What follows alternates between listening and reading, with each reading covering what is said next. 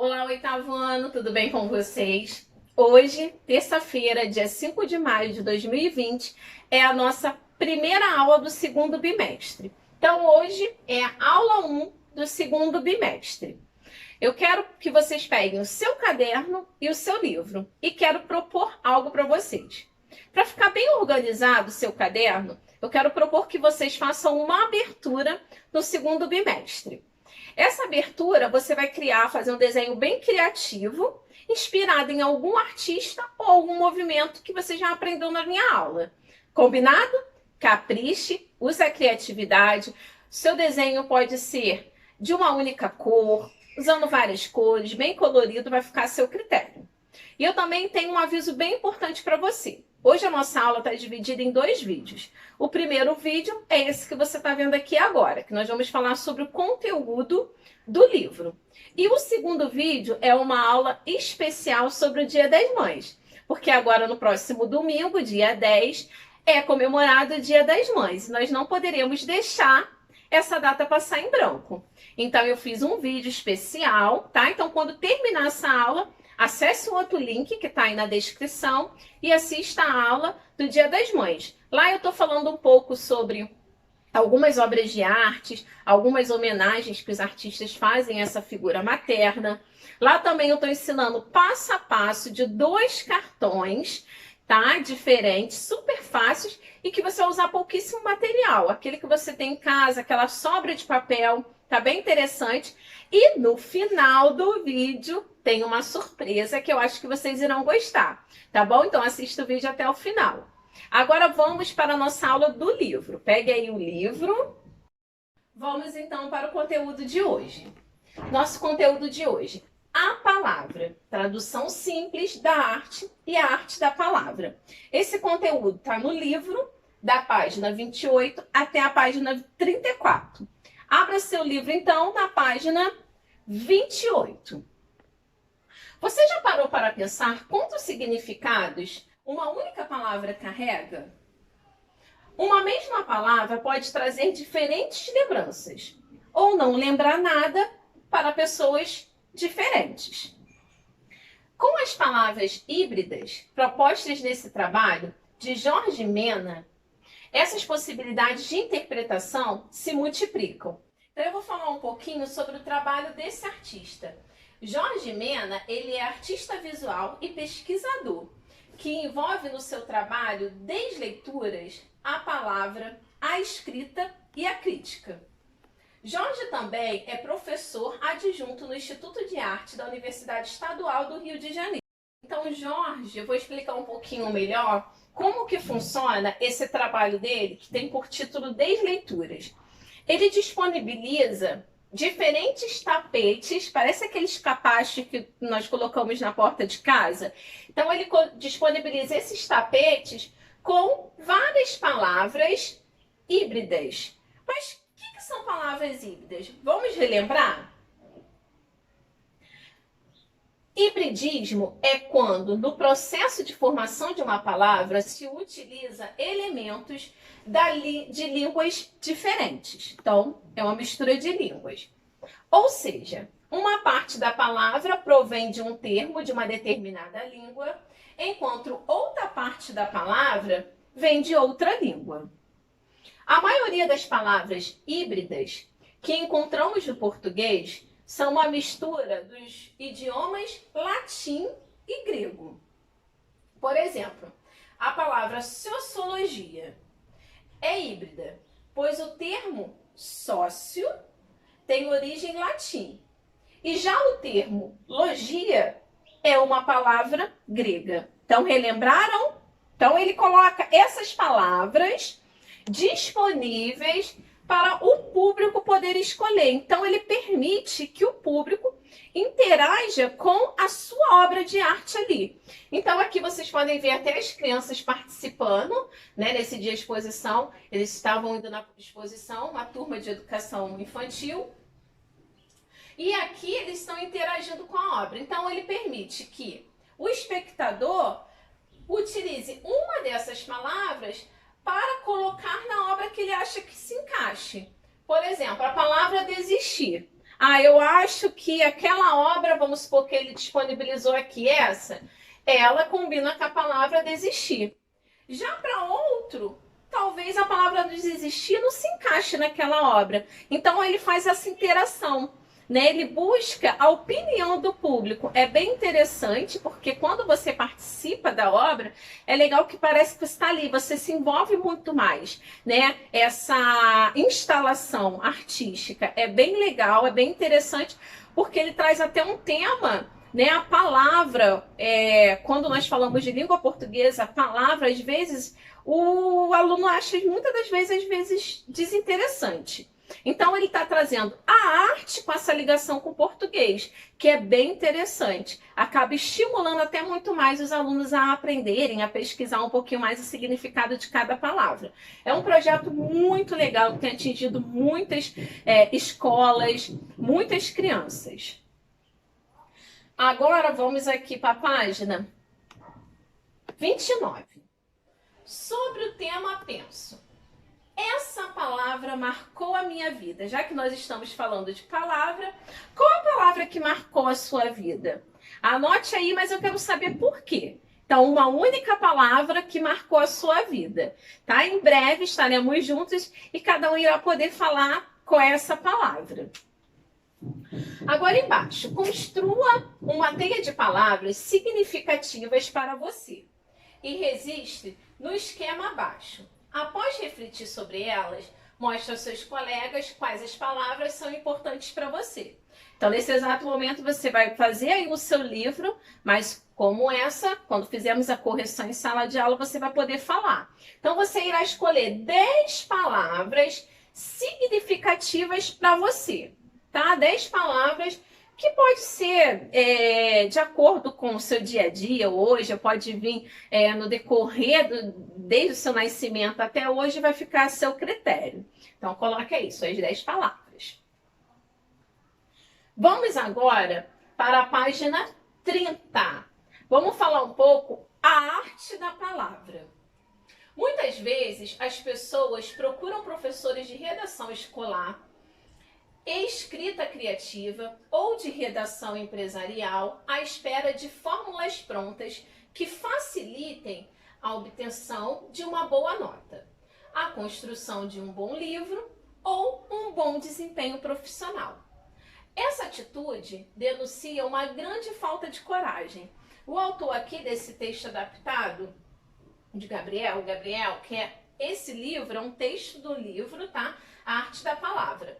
Ele diz aqui que essa atitude denuncia uma falta de coragem, mas eu vou explicar um pouquinho melhor como ele diz essa falta de coragem. Aqui ele está dizendo que muitas das vezes as pessoas acham mais fácil procurar algum profissional para fazer eu tenho um texto para apresentar na minha empresa. Eu vou procurar um profissional e chego lá e falo, escreve esse texto para mim.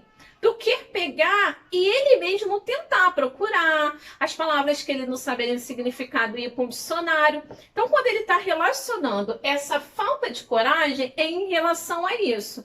Nós sabemos que quando você faz uma graduação, uma pós-graduação, você precisa entregar o trabalho de conclusão de curso, que é conhecido como TCC. E lá você tem que ler muito, você tem que estudar. E muitas pessoas acabam fazendo o quê? Procurando uma ajuda profissional, mas não para fazer assim, faz a correção agora do meu trabalho. Não, para fazer o trabalho para essa pessoa. Então, Gabriel, ele fala isso, essa falta de coragem em relação a isso. A pessoa não buscar aprender, ela quer já o pronto, sem tentar aprender, ok? Vamos agora dar continuidade. Quem escreve precisa ler muitos livros, sem dúvida. É ótimo, por exemplo, colecionar dicionários da nossa ou de outras línguas. Pesquisar a etimologia de certas palavras. O dicionário é o pai dos inteligentes. O dicionário é a fonte de inspiração, reflexão e ampliação da nossa consciência dentro desse país linguístico, cujas fronteiras estão nas almas do que nos mapas. Então fala muito em relação ao dicionário. Você tem um dicionário em casa, é muito importante. Por exemplo, eu muitas das vezes, quando eu estou preparando a aula, estudando a aula, eu me deparo com algumas palavras que eu não consigo lembrar o significado, não é uma palavra comum no meu dia a dia. Então, o que eu faço? Eu vou lá no dicionário para saber do qual o significado dela para eu poder entender melhor. Então, esse trecho ele fala em relação a isso. Agora vamos falar um pouco sobre reler, né? Quando você pega um texto, você lê, às vezes você não entende, você acaba tendo que reler aquele texto. Então, o reler é um ler o diferente a igual, né? Como assim, professora? Nunca lerá a mesma coisa, no entanto, está no mesmo texto. Então, quando você relê, você tem dificuldade, aquele trecho daquele livro, poxa, eu não entendi direito. Quando você relê, você acaba pegando o mesmo texto, mas entendendo de uma forma diferente, porque você está olhando ali novamente, né? Às vezes pega uma palavra que você não sabe o significado, procura. Os leitores são estimulados para ler as entrelinhas. E é o escritor que provoca a releitura, na medida em que provoca o leitor para sair da superficialidade e da dimensão. O leitor que lê foi cativado. O leitor deve sair diferente de uma leitura. Então, quando você está relendo, já aconteceu muitas das vezes eu pegar um livro, ler ele todinho, aí no certo momento, depois de um tempo, eu falo, poxa, eu vou ler aquele livro novamente. E quando eu estou relendo, eu começo a perceber alguns detalhes que na primeira leitura passou despercebido. Então, por isso que é muito importante, se tiver alguma dúvida, reler quantas vezes for necessário.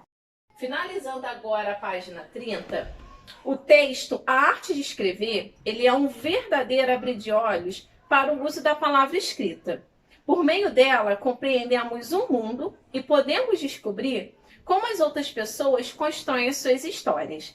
Então, o ato de escrever é um ato de doar-se, é um ato de percorrer o desconhecido mundo das palavras, tá? Então, leem bastante, faça uso da leitura diariamente, tá? Separa um livro aí e vai lendo, porque ler é muito bom. E eu costumo dizer, né, nas nossas aulas, que conhecimento nunca é demais. Agora vamos aqui para os exercícios da página 31. No texto, o autor esclarece que muitas vezes procuramos professores e especialistas para escrevermos melhor. Essa atitude é classificada como falta de coragem. O que você acha dessa afirmação, né? Então, nós vimos lá no início que as pessoas não procuram, né, para poder, às vezes, escrever melhor. Tem uns que procuram para poder fazer o trabalho dele todo, né? O que você acha dessa afirmação, né, do autor? Número 2. Por qual motivo devemos conhecer as palavras a fundo? Lidar com elas, ou seja, ser um artista da palavra, né? É importante você saber o significado da palavra quando você está fazendo a leitura, né? Igual aqueles alunos que colocaram as palavras de acordo com a obra que eles achavam que se encaixava naquele momento. É importante, por isso é importante saber. Número 3. Segundo o texto, escrever é uma das coisas mais interessantes e importantes que o ser humano possa fazer. Conforme o autor, por que escrever é tão importante? Né? Lembra aí das aulas da professora Luciana, também agora da nossa leitura?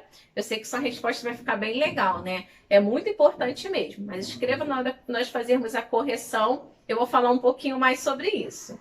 E número 4. No terceiro parágrafo, há palavras que não costumamos ler com tanta frequência. Listamos a seguir alguma dessas palavras. Procure no dicionário seus respectivos significados. A. Emotivo. Então, pegue o seu dicionário para você poder colocar a definição, significado dessas palavras. Repetindo, A. Emotivo. B. Fleumático.